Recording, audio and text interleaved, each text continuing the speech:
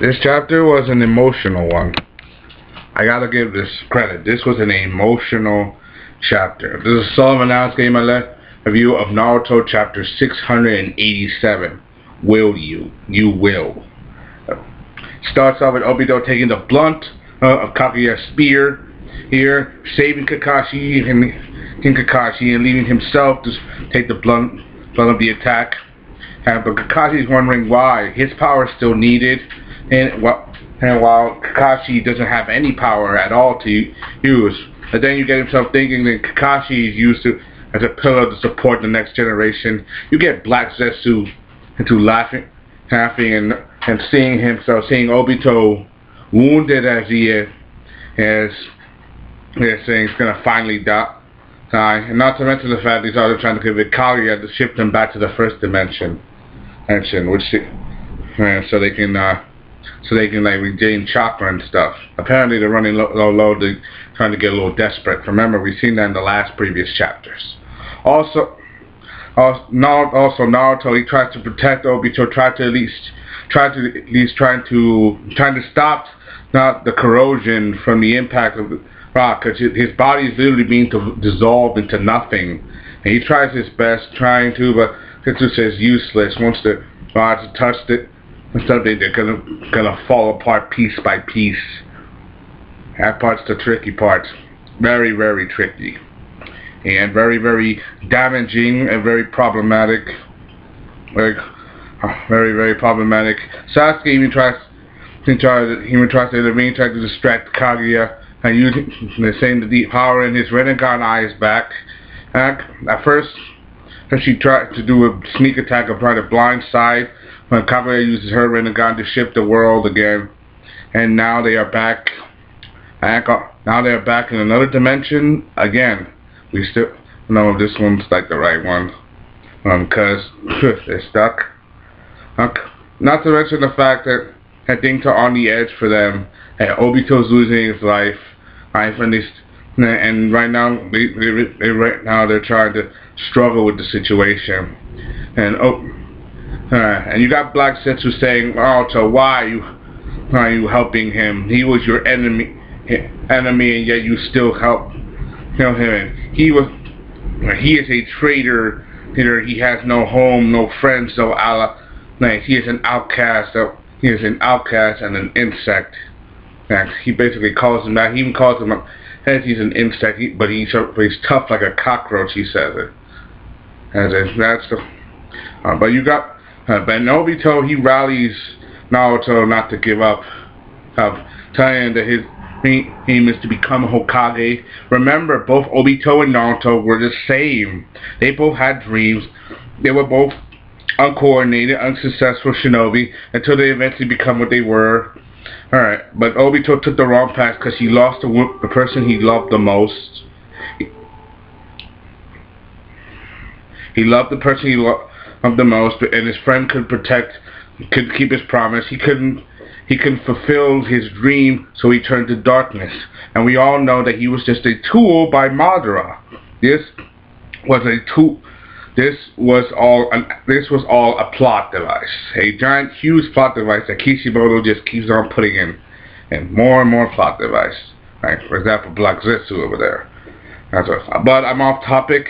Naruto keeps trying to do his best, and then Obito keeps trying to say this: do not change, fulfill your dream to become Hokage.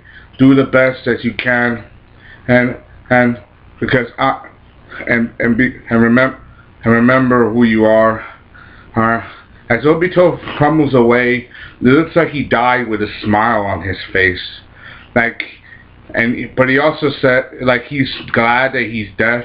He also said that this was a fitting death for someone like me, because he did betray his village. He did turn his back, and he did try to destroy his own home. Remember, we saw this once before in the Nine Tails attack. People didn't even thought it would seriously be Obito, because people thought that Obito was dead, but some people were also rally because people didn't take him seriously once his mask was called. They didn't take him as the masked man Toby, as the masked man Madara. but we all know that it was. We all know that it was him, and both. He did it. No, he did it. He did most of it willingly, and he did all of it. And he did all of it knowing that when the things would get bad, he did all of it, and to the extent of his goal, and to unite the world. But you still remember. But you also get flashback of Rin saying, "Don't hide your wounds. I want you to do. Become Hokage." You also get some more lines that you get last time. Become Hokage. Hey, because Hokage, then save your dream. Because your dream is like saving the world. Become Hokage and become strong. You get more Rin flashback because Obito really loved Rin, and to the point he did most of this because his vengeance and his emotions for Rin, because he Rin that in the infinite Tsukuyomi he would see Rin again. Even though some people say that, and saying all of this was for a girl was a bit ridiculous, but that's how people feel. And as he died with a smile on his voice, Naruto stands rally again. Kakashi with his knees to the ground, knowing that his friend has now died. And Akzetsu keep dissing him. Like, remember what I said? He was an insect, but he was as tough as a cockroach. Ouch. And without Obito's eye power, but Naruto, he rallies back, anger in his eyes, saying, "Don't make fun of Obito," saying he was the coolest guy, rallying his fist against Kaguya, getting ready to fight again. And also you get to see Obito again in the end of the chapter, Obito opening his eyes. Right? You get to see him as his young form. In his young form. I'm wondering why you were seeing him so young. And to see Rin and say, hey, I've been waiting for you. Apparently she's been waiting on the side. We've seen this before. When we know that the world of Naruto, when they die, there's another side. We all don't know if they all go to the same place. There's heaven, there's hell. But we all know that there are souls and there are another side. Apparently she's been caught between the purgatory, between this side and the next, waiting for Obito and Kakashi. Remember, we saw Kakashi's father, Satomu Hatake, but that's a whole other story. Right? There's another side, right? And we all know the truth. Apparently, she's been waiting for him and saying, "You got lost, didn't you?" Yes. She takes his hand, getting ready, and let's go. It's like even though people think that it's a little unnecessary to see Rin, remember Rin was Obito's always only goal. Remember even though she liked Kakashi, she still valued Obito as a friend. Obito loved her with all his heart. He couldn't bear to tell her how feel because embarrassed and stuff like that. Like the whole Naruto Sasuke Sakura relationship, like the same thing.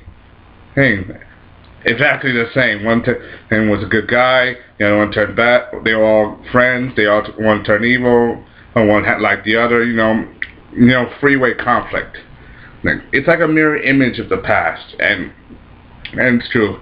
It's like Kishimoto is saying with this message that Obito's soul with Rin, that his soul is leaving. It's like his soul has finally found peace after all the bloodshed and destruction.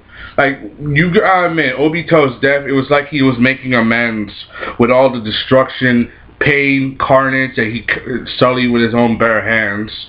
It's like his death was like his final requiem, like true sacrifice, right, after all the destruction that he's done.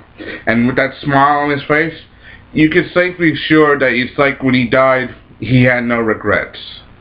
So I do this. Obito Uchiha, may you rest in peace. Anyway, that's all I got to say. I put the link down in the description. Give me your honest opinion of what you think. I gotta admit, this was an emotional episode and a very good chapter.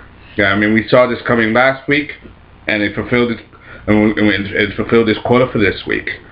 What do you think? Even though what do you think? Do you think it was good? Do you think it was bad? Do you think it was goofy for me to do my hand clappy thing and what I said at the end? And well, This is my opinion. What's yours? Hope you enjoyed that part of the song again. I was giving this review of Naruto Chapter 687. You will. Hope you enjoyed that part. Comment, subscribe. Signing off.